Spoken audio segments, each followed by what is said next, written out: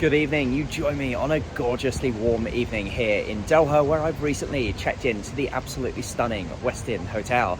Over the next few minutes, it'll be my pleasure to give you a full tour of the hotel, so stick around. I promise this is going to be an interesting one. Well, first things first, let's talk location. The Westin Hotel is fairly centrally located in Doha, around 15 or so minutes away from Hamad International Airport. The immediate location isn't super pretty. If you're looking for nice views, I would recommend something in the West Bay or even the Pearl, but certainly for a nice central location, you can't do much better than the Westin. Talking of those views, and especially since the World Cup, Doha increasingly boasts some really interesting areas. This one just here located up near the Pearl. There's plenty of hotels in this area and there really is something for absolutely everyone. It's great to take a bit of a walk around. Let's turn our attention for a moment to the Westin. The hotel was completed back in 2015, and let alone being almost 10 years old, the hotel barely looks a year old. It's absolutely stunning. I've stayed in it a number of times throughout the years, starting back in 2018, and it hasn't aged a day. It's absolutely beautiful, and everything really was still in very good condition indeed. On that particular stay, I'd upgraded very slightly to one of the pool view rooms. This one resembles just one of the standard king rooms, but with the only difference being that lovely pool view.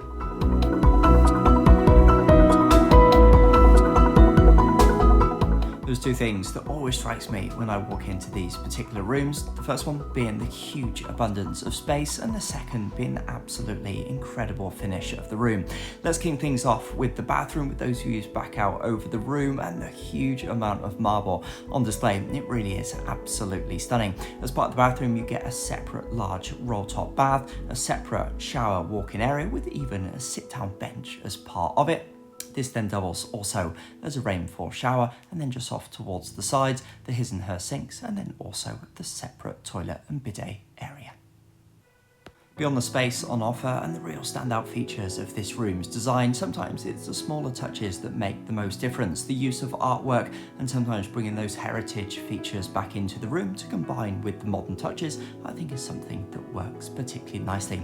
Talking about factors that I really appreciate in modern day hotels, instead of the smaller bottles of shampoo and shower gel and other such things, I do like the larger bottles on the door. It means that you're not constantly waiting for those replenishments from housekeeping, and I think it certainly works really nicely. It's certainly an awful lot better for the environment, that's for sure. Just off to the side will then be the storage. Little bit of an odd location for it, but actually it tends to work really quite nicely with the room's flow, so you do have a good bit of space here for hanging items, also a variety of suitcases, and also pull-out cupboard areas. We'll see in just a moment as well that you then do have some additional spaces for suitcases just near the main entrance to the room as well.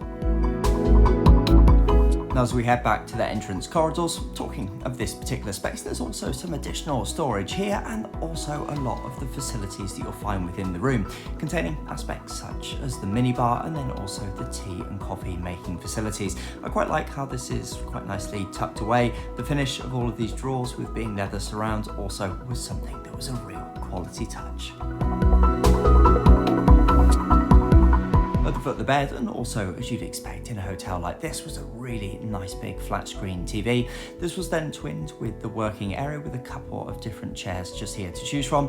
In addition to that, this actually twinned as a really nice working area. I was working remotely for an awful lot of this particular trip and certainly worked nicely as well. Just beyond this, a nice little cubby area to enjoy those views of the pool, and this then opened out to a wonderful view of the bed with a nice sideboard out behind it.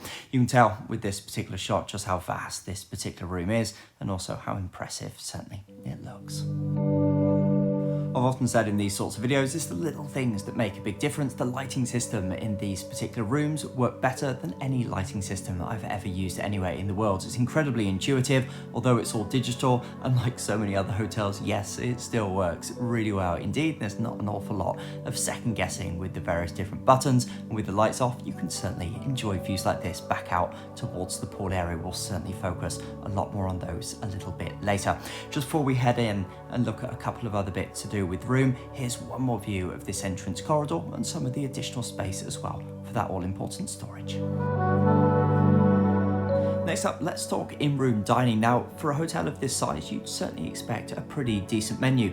The Westin delivers here by far and above more so than any hotel, frankly, I've ever seen. It boasts a variety of different restaurants, and you can actually order from any of them directly through the room service menu, be it through the Thai restaurant, be it via the steakhouse, or whatever it may well be. It was a really impressive menu, and actually the offering directly from them when you did order the room service, with having the table brought up to your room, the food kept wonderfully warm in the little oven type arrangement that they have underneath the table. It worked really nicely, and certainly when it comes to room service, this hotel performed better than frankly any hotel I've ever stayed in.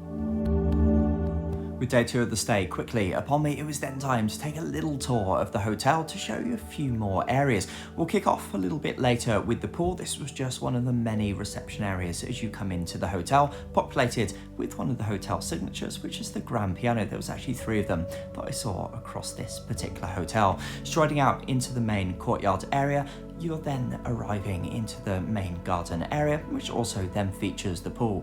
The Westin Hotel is what I'd largely describe as a bit of an oasis style hotel, where the hotel actually wraps around the entire site and creates a real feeling of tranquility, even in a city as bustling and bustling as Doha. Just on from the main pool area, you'll find the Sabatai restaurant. This is one of the in-house restaurants. This particular one is Thai, and it sits really nicely within the garden. Just beside that is the wave pool, just one of 3 main pools in the hotel, and this one certainly adds a bit of a feeling of fun, and certainly a nice place just to relax and hear those waves crashing in. Now, as many of you would have guessed just by now, one of the big clues in the hotel's name is that it does feature really quite a sizable spa. This is just off down the side in one of the slightly separate areas of the hotel. You can just see the vastness of the hotel by this almost second huge atrium area just here. You can actually take the elevators just down into it, just past them. You'll actually go past the steakhouse, and as you then stride out back out into the atrium, you're then faced with an absolutely gorgeous little garden. It certainly smacks of Far East Asia, and some of the more tranquil elements you get in that part of the world. I particularly loved some of the fauna that they had just down here, and as you then follow that path on downwards, you will then very finally arrive in the spa. Now, whilst I've never checked out any of the hotel's treatments, certainly when it comes to those spa facilities, they really are second to none. I love the jacuzzi pools, the steam rooms, the saunas, etc. They really are fantastic. Guys, if you're thinking of heading through Doha, no doubt you're going to be doing so with Qatar Airways. I've flown extensively with them in recent weeks and months, so if you want to check out their business class, you can do so in the bottom left-hand side just now, or their economy in the top left. Otherwise, I'll see you in another video real soon.